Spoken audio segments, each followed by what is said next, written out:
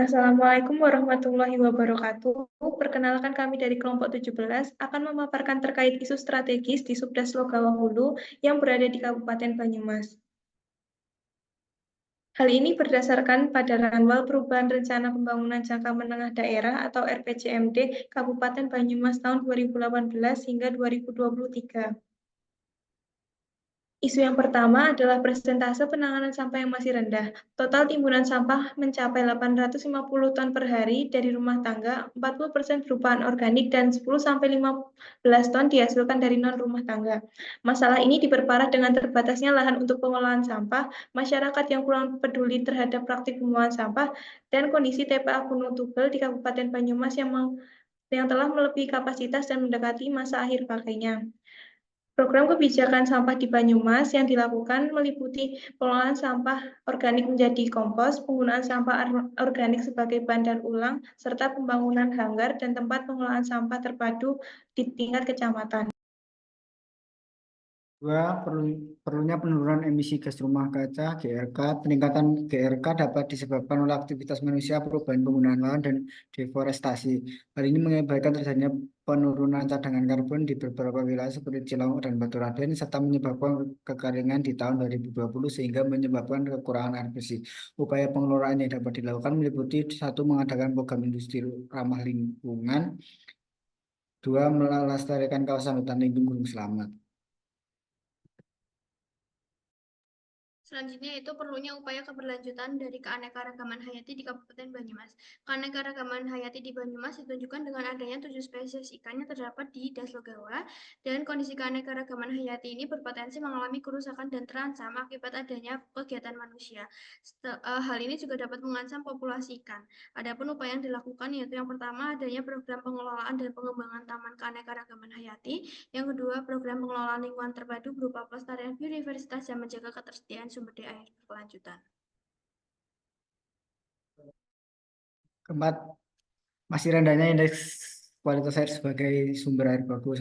Kualitas air termasuk Sungai Serayu masih dalam kelas B dan tingkat kualitas air Sungai Serayu yang masih dalam kondisi baik. Penurunan kualitas air disebabkan oleh aktivitas dan penambangan pasir. Masuknya limbah yang berasal dari aktivitas di sekitar perairan akan berpotensi mempengaruhi dan mengubah kondisi lingkungan perairan. Beban masukan limbah yang berlebih dapat mengganggu keberlanjutan fungsi ekosistem sungai. Upaya yang dapat dilakukan meliputi pengawasan dan penegakan hukum terkait penambangan; dua, pembangunan infrastruktur pengolahan air limbah; tiga, penetapan standar kualitas air yang ketat. Isu selanjutnya yaitu perlunya menurunkan tingkat pencemaran sungai di beberapa sungai di Kabupaten Banyumas. Hal ini ditunjukkan dengan kondisi Sungai Kranji yang diklasifikasikan masuk dalam mutu air kelas B atau tercemar ringan, dan Sungai Plus yang tercemar logam berat timbal di bagian hulu, tengah, dan hilir. Hal ini dapat dikarenakan adanya pembuangan limbah tanpa adanya proses pengolahan. Selain itu, upaya yang dapat dilakukan yaitu meningkatkan pengendalian pencemaran dan kerusakan lingkungan hidup, program penanganan dan pengaduan lingkungan hidup, dan adanya pembangunan taman edukasi sumber daya air di Kranji.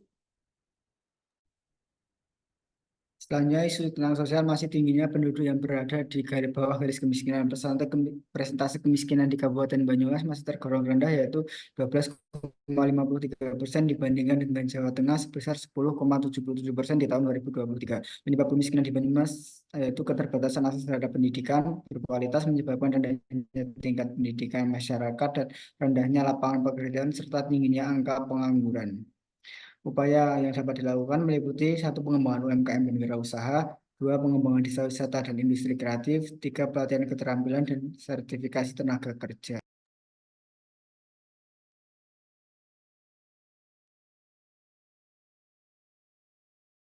Isu selanjutnya adalah masih rendahnya kualitas tenaga kerja di Kabupaten Banyumas. Hal ini ditunjukkan dengan tingkat partisipasi Angkatan Kerja Banyumas yang terus mengalami penurunan hingga mencapai 64,6% pada tahun 2023. Sementara itu, tingkat pengangguran terbuka mengalami peningkatan hingga 6,35% pada 2023.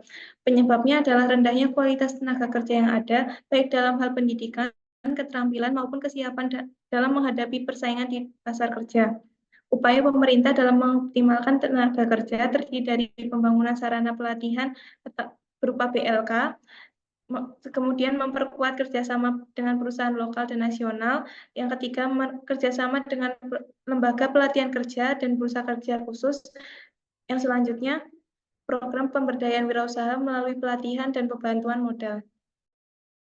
Selanjutnya itu isu mengenai kesetaraan gender yang masih kurang. Hal ini ditunjukkan dengan nilai indeks pembangunan gender yang sebesar 89,14 dan indeks pemberdayaan gender sebesar 73,16 pada tahun 2023.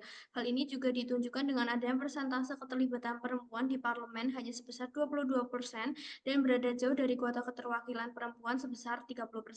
Upaya yang dilakukan yaitu yang pertama program pengurus utamaan gender dan pemberdayaan perempuan, program peningkatan kualitas keluarga, dan program pengelolaan sistem data gender dan anak. Sekian apa yang dapat disampaikan oleh kelompok 17. Terima kasih.